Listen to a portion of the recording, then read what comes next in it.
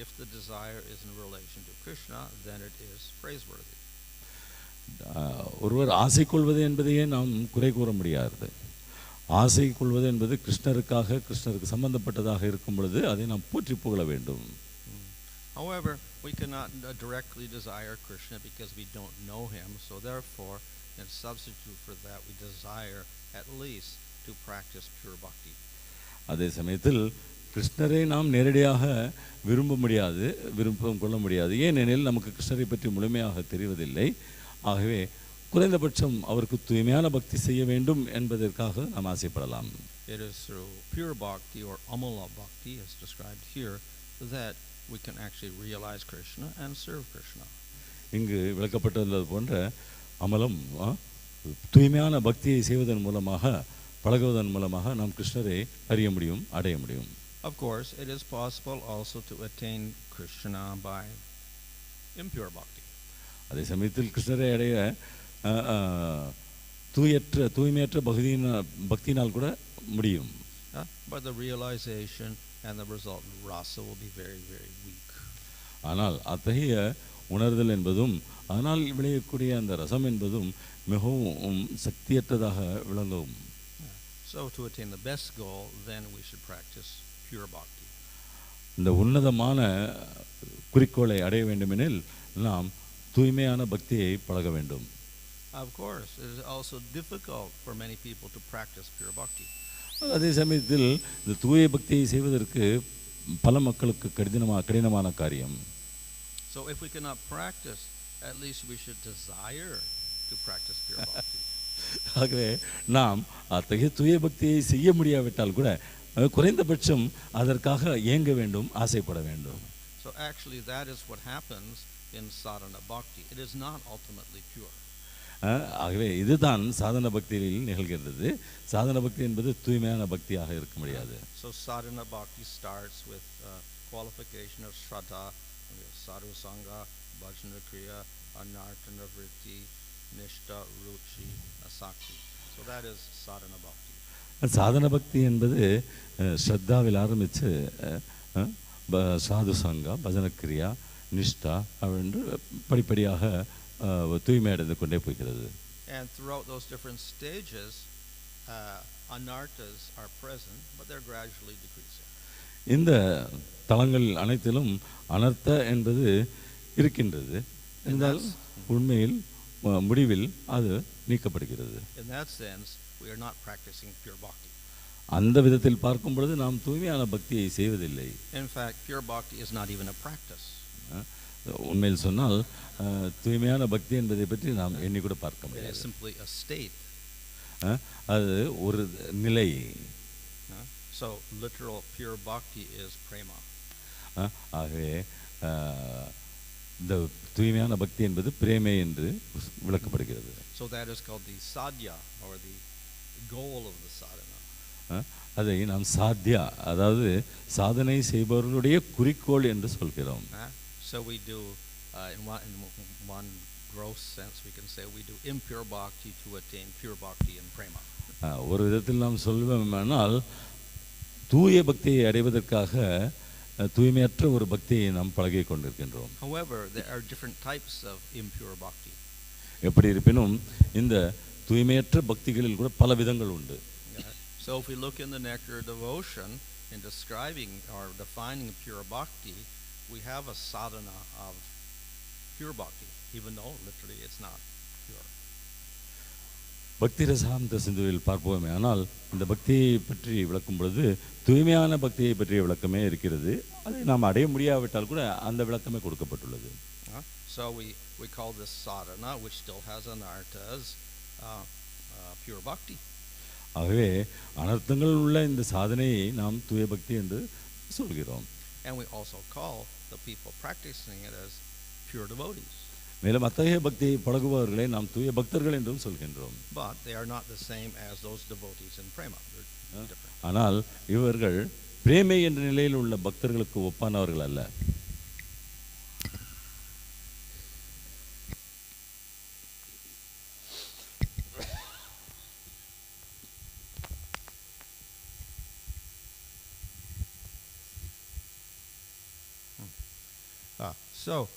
We have what is called pure bhakti and sadhana, which ultimately is not pure bhakti, but we call it pure bhakti because for a certain reason. சாதனை செய்யும் நிலையில் ஒரு கட்டத்தில் நாம் பக்தியை தூய பக்தி என்று சொல்கின்றோம். ஆனால் அது உண்மையில் தூய்மையான பக்தி அல்ல. சில காரணங்களுக்காக அத்தகைய குறைகளுள்ள பக்தியை தூய்மையான பக்தி என்று சொல்லிக் கொள்கிறோம். This bhakti that we perform in sadhana to attain prema is very different from mixed bhakti, karma misra bhakti, gyan misra bhakti, yoga misra bhakti, or tamagun bhakti, rajagun bhakti, or sattvagun bhakti. It is quite different from that. ஆகவே நாம் இந்த குறைகளுள்ள பக்தியை தூய்மையான பக்தி என்று பழகுவதை நாம் மற்ற விதமான பக்திகளுடன் எடுத்துக்கொள்ளக்கூடாது. கலப்படமான பக்தி, கர்ம மிஸ்ர பக்தி, ஞான மிஸ்ர பக்தி ஆகிய கலப்படமான பக்திகளுடன் நாம் ஒப்பிட்டு பார்க்க முடியாது. So though anarthas are present, and they will be present even in bhava stage, the person practicing pure bhakti and sadhana at least has a goal of that pure bhakti. பாவத்தை அடைந்த ஒருவரிடம் கூட அந்த அனர்த்தங்கள் என்பது இருக்கின்றன. ஆகவே அந்த தூய பக்தி என்பதை ஆசையுடன் பழகுபவர்களிடம் குறைகளற்ற நிலை இல்லை. அவருக்கு அந்த பக்தியை பழகும் பொழுது தூய்மையான பக்தியை செய்ய வேண்டும் என்ற ஆசையுடன் பழகும் பொழுது அவர் பக்தியில் முன்னேறுகிறார். And in his practice of that pure bhakti, he does not explicitly desire the results of karma or jnana or yoga.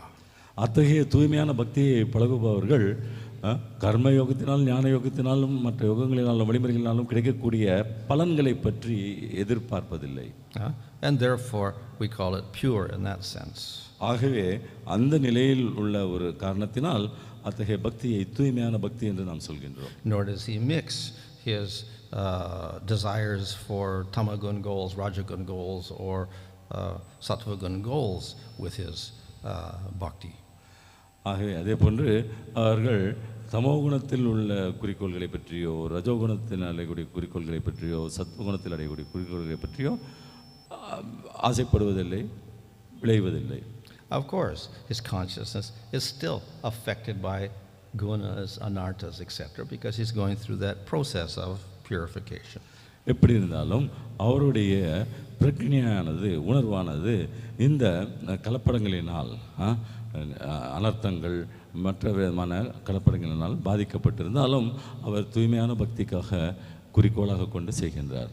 So therefore, in his practice of bhakti, he's not consciously desiring material assets or impersonal liberation. ஆகவே அத்தகைய பக்தர்களுடைய பக்தியானது உணர்வுபூர்வமாக முக்தி அடைவதற்கோ அல்லது வேறு விதமான லௌகீக விளைவுகளை அடைவதற்கோ செய்யப்படுவதில்லை. And he's not constantly praying, please Kṛṣṇa, give me more money, give me more children, give me more position, etc.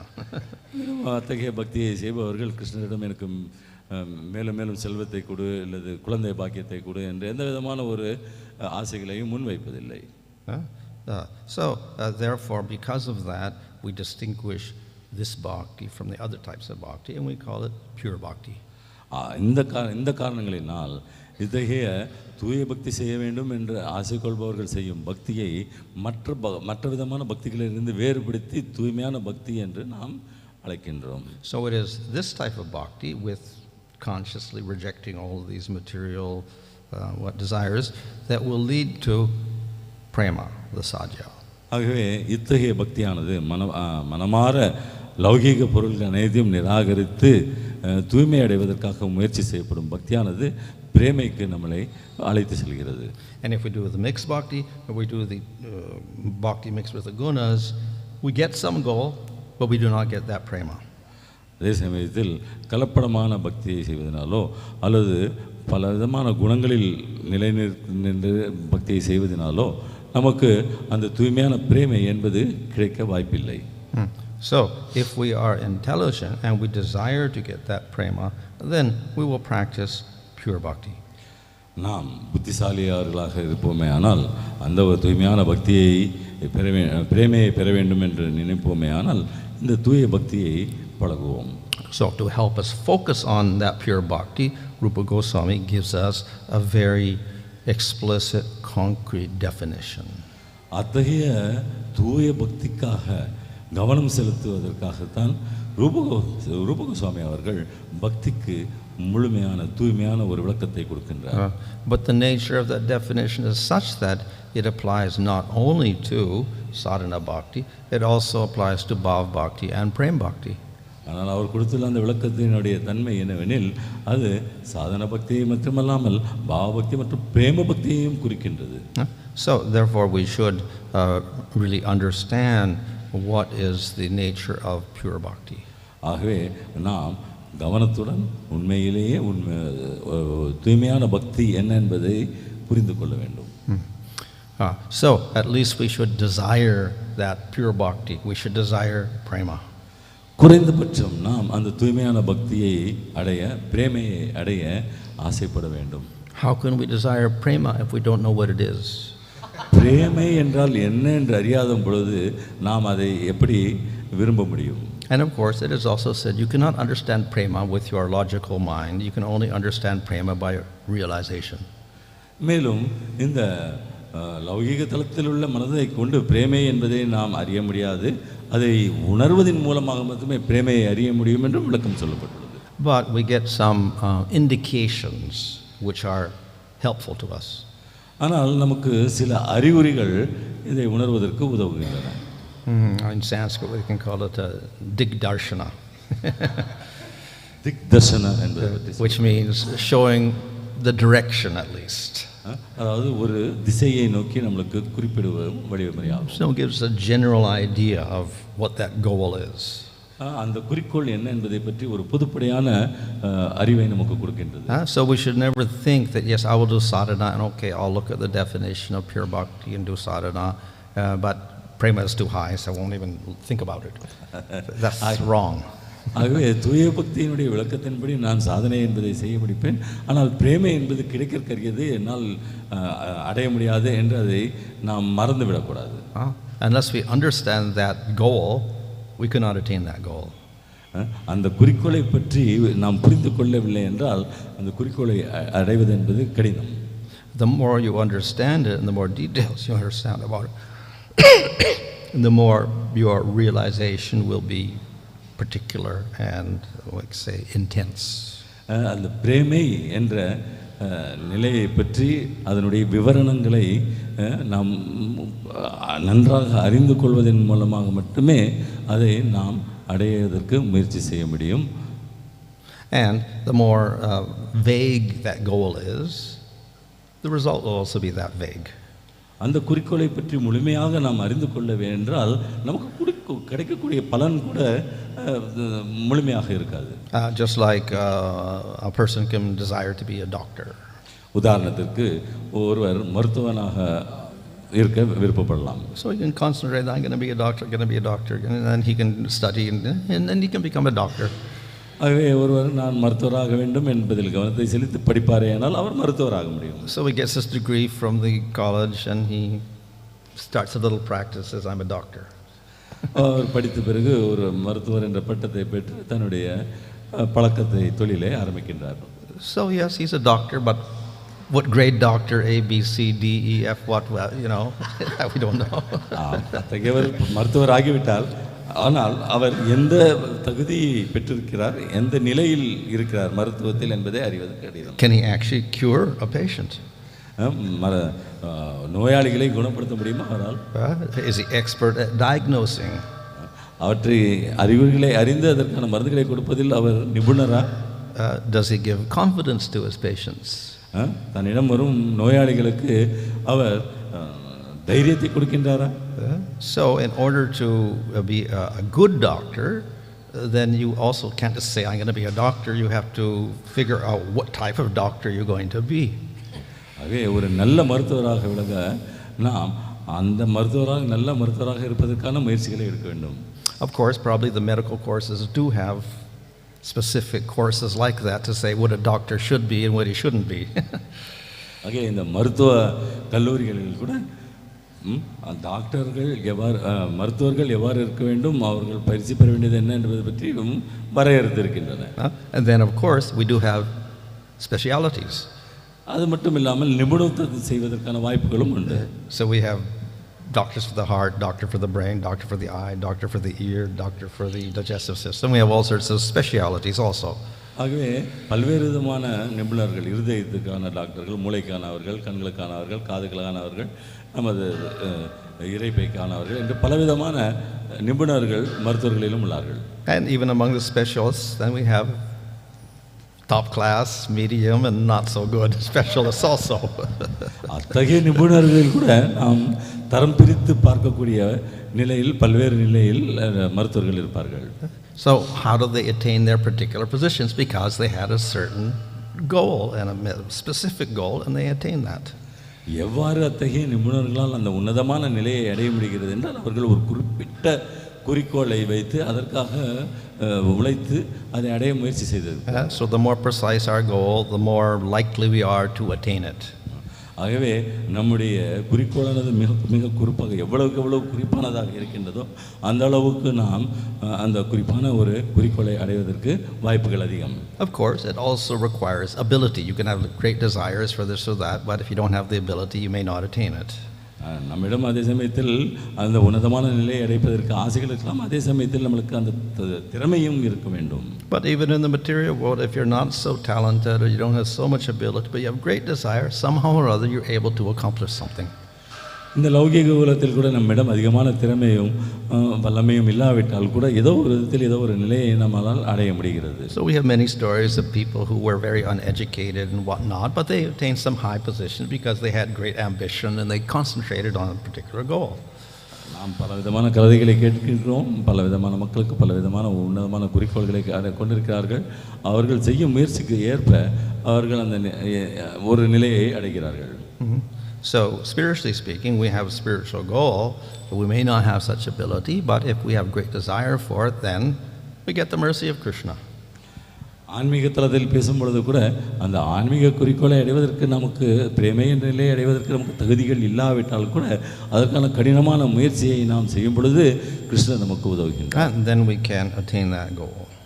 அதன் பிறகு நம்மால் அந்த குறிக்கோளை அடைய முடிகிறது. Of course, it says also in Scripture that if you have agreed for attaining that goal, then that's the qualification for getting it. சாஸ்திரங்களில் கூட சொல்லியிருக்கிறது இத்தகைய ஆன்மீக குறிக்கோள்களை அடைய வேண்டும் என்று நமக்கு காழ்ப்புணர்ச்சி அந்த ஆசை பேராசை இருக்குமே ஆனால் நாம் அத்தகைய குறிக்கோள்களை அடைய முடியும் என்று விளக்கப்பட்டுள்ளது. So this verse talks about that desire, and if you have that desire, then you should engage in constantly hearing topics of the Lord. இந்த பதத்தில் குறிப்பிடப்பட்டுள்ளது என்னெனில் அத்தகைய ஆசைகள் நம்மிடம் இருக்குமே ஆனால் பிரேமை என்றதை அடைய வேண்டிய ஆசை நம்மிடம் இருக்குமே ஆனால் நாம் நம்முடைய கவனத்தை முழுதுமாக பகவானுடைய லீலைகளை பற்றியும் அவருடைய செயல்பாடுகளை பற்றியும் கேட்பதில் ஈடுபடுத்த வேண்டும். One of the results is described in the first two lines. What does it do? It destroys everything inauspicious. இந்த முதல் இரண்டு வரிகளில் கொடுக்கப்பட்டுள்ள ஒரு பலன் முக்கியமான பலன் என்னவெனில் அது அமங்கலமான அனைத்தையும் அழித்து விடுகின்றது. So through practicing bhakti, pure bhakti and sadhana, we can destroy all the anarthas. ஆகவே நாம் இந்த தூய பக்தியை செய்வதற்கான பழகுதல் மூலமாக நம்முடைய அனர்த்தங்கள் அனைத்தையும் அழித்து விட முடியும். And then we attain prema. அதன் பிறகு பிரேமை என்ற நிலையை அடைய முடிகிறது. Hare Krishna. You see, this abhīpsamānaḥ, okay, the desiring, desiring to do pure bhakti, and one is doing pure bhakti. So both are same or different? What's that? Desiring to do pure bhakti, but he's not doing pure bhakti. He's doing karma and other things. And one is doing pure bhakti. No karma, no jnana. Yeah. So both are same or different? Desire just to do bhakti, not pure bhakti. Yeah. தூய பக்தி செய்ய வேண்டும் என்று ஆசை கொண்டுள்ளவர்களுக்கும் தூய பக்தியை கடைப்பிடிப்பவர்களுக்கும் என்ன வித்தியாசம்? Well, if we desire impure bhakti, then definitely we can't go beyond that. நாம் கலப்படமான பக்தியை விரும்புவோமானால் அந்த நிலையை தாண்டி செல்ல முடியாது. Even if we get the mercy of devotees practicing pure bhakti, we will not accept that. தூய பக்தியை பழகும் பக்தர்கள் சங்கம் பெற்று அவர்களுடைய கருணையை நாம் பெற்றாலும் அதை ஏற்றுக்கொள்ளாமல் போவோம். So we have to develop the desire for pure bhakti. ஆகவே தூய பக்தியை செய்ய வேண்டும் என்ற அந்த ஆசையை வளர்த்துக் கொள்வது மிக மிக முக்கியமாகும். So when we talk about śraddha as the qualification for bhakti, we're actually saying śraddha means faith in the practice of pure bhakti. ஆகவே நாம் பக்திக்கான தகுதியை பற்றி பேசும்பொழுது ஸ்ரத்தா, அதாவது நம்பிக்கை என்பதை பற்றி பேசும்பொழுது அது தூய பக்தியை செய்வதற்கான நம்பிக்கையாகவே கொள்ள வேண்டும். So that means a willingness to accept the scriptures of pure bhakti and willingness to practice that. அதற்கு பொருள் என்னவெனில் தூய பக்தியை பற்றி விளக்கும் சாஸ்திரங்களை ஏற்றுக்கொண்டு அவற்றை பழகுவதற்கு நாம் மனம் கொண்டிருக்க வேண்டும், ஆசை கொள்ள வேண்டும். If we don't have the qualification, we won't practice. அந்த தகுதி நம்மிடம் இல்லவே என்றால் நாம் தூய பக்தியை பழக மாட்டோம். Of course, doing impure bhakti is better than no bhakti. எப்படி இருப்பினும் பக்தியே செய்யாமல் இருப்பதை விட கலப்படமான பக்தி மேலானதாகும். The hope is that you will get the mercy of devotees and develop the desire, and then you'll practice pure bhakti. ஆகவே அந்த கலப்படமான பக்தியை நாம் பழகி கொண்டிருக்கும் பொழுது பக்தர்கள் மற்றும் பாவனது கருணையை பெற்று அதன் மூலமாக பழகி நாம் தூய பக்தியை அடைய முடியும்.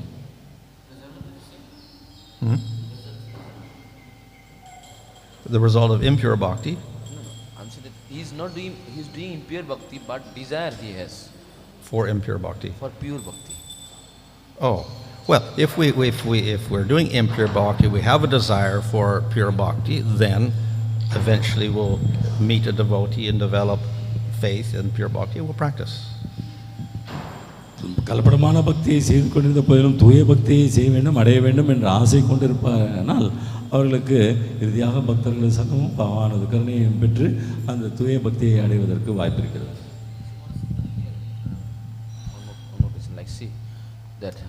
But generally he won't develop the desire unless he gets the association mercy.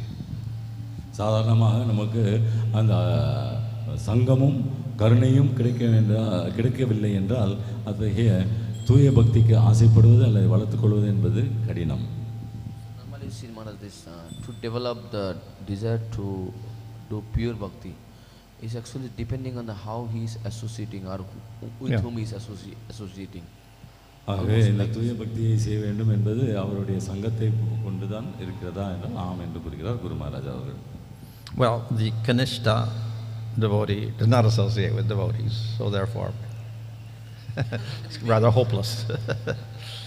ஆனால் சாதாரணமாக கனிஷ்ட நிலையில் உள்ள பக்தர்கள் மற்ற பக்தர்களுடன் சங்கம் கொள்வதில்லை. ஆகவே அவர்களுக்கு அந்த தூய பக்தியை அடையக்கூடிய நிலை என்பது சிறிதறிவு. But the nature of the Madhyama is he likes to give mercy to the Kṛṣṇa, even if he they don't associate, he tries to give him mercy, and if that takes place, then there is a chance he can develop that desire for pure bhakti. ஆனால் மத்தியம நிலையில் உள்ள பக்தருடைய கருணையின் காரணமாக கனிஷ்ட நிலையில் உள்ள பக்தர்கள் அவர்களது சங்கத்தை மத்தியம நிலையில் உள்ளவர்களுடைய சங்கத்தை பெற்று அவர்கள் தூய பக்தியை பழகுவதற்கான வாய்ப்பு ஏற்படுகிறது. There could be two types of mixed bhakti. கலப்பட பக்தியில் இரண்டு வகைகளாக இருக்கலாம். One who is practicing but is only out of ignorance. ஒருவர் அறியாமையை கொண்டு பழகி கொண்டிருக்கின்றார் பக்தியை. And the other who is practicing it because he does have some philosophical mixture like smarta or whatever impersonal ideas mixed with his bhakti. மற்றொரு வகையானவர்கள் அந்த பக்தியை பழகுகிறார்கள், ஆனால் அவர்களுக்கு தத்துவ ரீதியாக பலவிதமான கலப்படமான ஞானம் பெற்றிருக்கிறார்கள். Second line is the amaṅgala-ghnaḥ, destroy all this inauspiciousness. See, bhakti has a different angas. Who is doing this kind of this? Because normally is not good things, amaṅgala, all dirty things are destroying. Actually, who is part of the anga bhakti is doing this kind of things? Where? This amaṅgala-ghnaḥ, inauspiciousness or dirty things in the heart, destroy. Well, that's not an anga of bhakti, it's a result of bhakti. And I'm saying the destruction of this different kind of inauspiciousness, doing who is part of the bhakti, who is anga of the bhakti. Who is parts of bhakti? Different angas of bhakti are there, correct? Yeah. All angas will do that. All angas of bhakti will destroy anarthas because it's anartha vritti. Bhakti is anartha vritti. whatever you practice, bowing down, chanting, seeing the deity, holding festivals, hearing, padasevana, all of that destroys anarthas. அமங்கலம் என்பது பற்றி இரண்டாவது வழியில் குறிப்பிடப்பட்டுள்ளது. அது பக்தியினுடைய எந்த அங்கத்தினால் நீக்கப்படுகிறது என்று கேட்டதற்கு குரு மகாராஜ் அவர்கள் அனைத்து அங்கங்களும் அந்த அமங்கலத்தை போக்குகின்றன, அனர்த்த நிவர்த்தி என்பது ஏற்படுகிறது. One of the qualities of bhakti is what? Klesha-gni, which means anarthas, karmas, desires, ignorance, whatever, everything. பக்தியின் குணாதிசயங்கள் ஒன்றானது கிளேஷக்னி. அது அனைத்து விதமான அமங்கங்களையும் கலப்படங்களையும் அழித்து விடுகிறது. And any of those angas are capable of doing that. மேலும் பக்தியின் அனைத்து அங்கங்களும் இதை செய்யும் சக்தியை பெற்றுள்ளன. So at the end of that section, then Rupa Goswami says some people do prominently one anga, like Parikshit hearing and Sukadev kirtan, etc., and that's how they advance. But generally we do combination, not just one. அந்த பகுதியின் இறுதியில் ரூப கோஸ்வாமி அவர்கள் விளக்குகின்றார். சாதாரணமாக குறிப்பாக சிலர் ஒரு குறிப்பிட்ட அங்கத்தை எடுத்துக்கலாம். பரீட்சித் அவர்கள் கேட்டார், சுகதேவ சுவாமி அவர்கள் அருளினார். இத்தகையாக ஒவ்வொரு நிலையில் அவர்கள் செய்தார்கள். ஆனால் சாதாரணமாக பார்க்கும் பொழுது அனைத்து விதமான அங்கங்களையும் நாம் மேற்கொண்டிருந்தோம். அதனால் அந்த அமங்கலம் அழிகிறது. But the destruction of the amangala, the anarthas, the kleshas or whatever, that is not actually, that's a secondary result of bhakti only. ஆனால் அதே சமயத்தில் இந்த அமங்கலம், கிளேஷங்கள், அனர்த்தங்கள் இவை அனைத்தும் அழிக்கப்படுவது என்பது பக்தியின் இரண்டாம் தரமான ஒரு பலனே. So simultaneous with the destruction of everything inauspicious is the development of bhakti itself, which turns into bhava. ஆகவே இந்த அழிவுகள் ஏற்படும் அதே சமயத்தில் அந்த பக்தியையும் வளர்கிறது, பாவா என்ற நிலையை அடைகிறது. And bhava means realization of your relationship with Kṛṣṇa. பாவா என்றால் பகவான் கிருஷ்ணருடையான தொடர்பை உணரும் நிலையாகும். Why I am asking this? Because see, there are many people, they only chant Hare Krishna mantra, but they don't have a knowledge. They chant because there is a verse also in Chaitanya Charitamrita, Bahu Janma Karajari Shavana Kirtan, Tathapi Nave Krishna Prema. They can chant and hear, but still, if knowledge is not there about the Lord, so they will remain same only. They cannot get a Krishna Prema. சாதாரணமாக பார்க்கும் பொழுது சாஸ்திரங்களின் அடிப்படையில் எடுத்து மக்கள் பகவானுடைய நாமத்தை உச்சரிக்கிறார்கள், அதை கேட்கிறார்கள். ஆனால் அதே சமயத்தில் கிருஷ்ணரை பற்றிய ஞானம் பெறாத காரணத்தினால் அவர்கள் முன்னேறுவதற்கு வாய்ப்பில்லை இல்லையா? As Chaitanya Charitamrita says, by namabhas, you can get destruction of bondage. நாமபாசின் மூலமாக நமக்கு கட்டுண்ட நிலையிலிருந்து விடுதலை கிடைக்கிறது என்று சைத்தன்ய சரிதாமிரத்தில் கூறப்பட்டுள்ளது. And by Sudanam, you get prema. சுத்த நாமத்தை பழகுவதன் மூலமாக ஒருவருக்கு பிரேமை கிடைக்கிறது என்று சொல்லப்பட்டுள்ளது. There is a written question here. What is the destination which the devotee doing impure bhakti will receive? Is it Santarasa, which means to become a bird or a cow or a child? ஒரு கலப்படமான ஒரு பக்தியை செய்யும் பக்தர்களுடைய பக்தர் அடையும் நிலை என்ன? அவர் சாந்தரசத்தில் ஒரு பறவையாகவோ அல்லது பசுவாகவோ குழந்தையாகவோ அல்லது முனிவராகவோ ஆன்மீக உலகத்தில் இடம்பெறுகிறாரா? What is it, the result? Impure bhakti. Yeah. If you do impure bhakti, you can advance and you can get liberation, and you can also go beyond liberation. கலப்படமான பக்தியை செய்வதன் மூலமாக நாம் முக்தியை பெற முடியும், முக்திக்கும் அப்பாற்பட்ட நிலையையும் அடைய முடியும். So gradually, of course, you get purified of your gross anarthas and your desires. படிப்படியாக உங்களுடைய அனர்த்தங்களும் ஆசைகளும் தூய்மைப்படுத்தப்படுகிறது. But the practice of bhakti is weak in relation to attaining prema because they got mixed desires there. உங்களுக்கு கலப்படமான ஆசைகள் இருப்பதினால் தூய பக்தி பெறுவதற்கான பழக்கம் என்பது வலிவற்ற நிலையில் உள்ளது. So some of these persons can get to the spiritual realm, but they don't actually develop real prema. இத்தகைய சில நபர்கள் ஆன்மீக தலத்தை அடைய முடியும், ஆனால் அவர்களுக்கு உண்மையாக பிரேமை என்பது கிடைக்க வாய்ப்பில்லை. So they get salokya and sarupya. அவர்கள் சாலோக்கிய அல்லது ஸ்வரூபியா என்ற நிலை கிடைக்கின்றது. But that doesn't really mean prema. ஆனால் அது பிரேமைக்கு உகந்ததல்ல, பிரேமை என்று புரிந்து கொள்ள முடியாது அதை. Hare Krishna Maharaj, while doing sadhana bhakti, we will have some relationship with Krishna. Example as father or lover or child. Is it continued in bhava and prema bhakti, that relationship? Is it? While practicing, somebody may develop a rasa like being in Yeah, well, the rasa will only develop in prema. Yeah, the desire for it develops in sadhana itself. நீங்கள் சாதனை பக்தியை செய்யும் பொழுது பல்வேறு விதமான ரசங்களை பற்றி நினைத்து சேவை செய்யலாம். ஆனால் அது பிரேமை அல்லது பாவத்தை அழைக்கும் பொழுது அதுவே நிலையில் இருக்குமா என்பது கேள்வி. அதற்கு குரு மகாராஜ் அவர்கள் சொன்ன பொழுது, நாம் சாதனை நிலையில் அந்த ஒரு ரசத்திற்காக ஆசைப்படுகின்றோம், ஆனால் பாவம் அல்லது பிரேமை என்ற நிலையிலேயே நாம் அந்த ரசத்தில் விற்றிருக்கின்றோம். If in sadhana we desire to attain the Lord, we desire to be the servant of the Lord, etc., we're not too specific in what form of the Lord, then that's what we get as a result. சாதனை செய்யும் பொழுது பகவானுக்காக சேவைகள் செய்வதோ மற்றும் அவரிடம் ஒரு உறவை வளர்த்துக்கொள்ள ஈடுபடுவது என்ற நிலையில் நாம் இருப்போமானால், ஆனால் ஒரு குறிப்பிட்ட ரூபத்தை பற்றி ஒரு குறிப்பிட்ட பாவனை பற்றி நாம் அறியவில்லை என்றால் அதுக்கு பலன் இல்லாமல். It's described in Nectar Devotion as a type of shantarati. சாந்தரதி என்ற ஒரு நிலை இருப்பதாக பக்தி ரசாமிரதத்தில் விளக்கப்பட்டுள்ளது. In which you could have a very weak relationship with any form of the Lord or any relationship with the Lord, and it may change from day to day. அத்தகைய நிலையில் நீங்கள் வலிவற்ற ஒரு உறவை பகவானுடைய பல்வேறு ரூபங்களுடன் நீங்கள் கொண்டிருக்கலாம். அது ஒரு நிலையற்ற தன்மையை கொடுக்கின்றது. But nothing very permanent. அதில் நிலையானது எதுவும் இல்லை என்று ஆகிறது. So those who get dedicated to one form of the Lord, then they can realize that form of the Lord, like Nrsimhadev or Rama or Vishnu. ஆனால் அதே சமயத்தில் யார் ஒருவர் ஒரு பகவானது குறிப்பிட்ட ரூபத்திற்கு தங்களை அர்ப்பணித்துக் கொள்கிறாரோ, அதனுடன் ஈடுபாடு கொள்ள நினைக்கிறார்களோ, அவர்களுக்கு அந்த ஒரு குறிப்பிட்ட ரூபம் கிடைக்கின்றது, உறவு கிடைக்கிறது.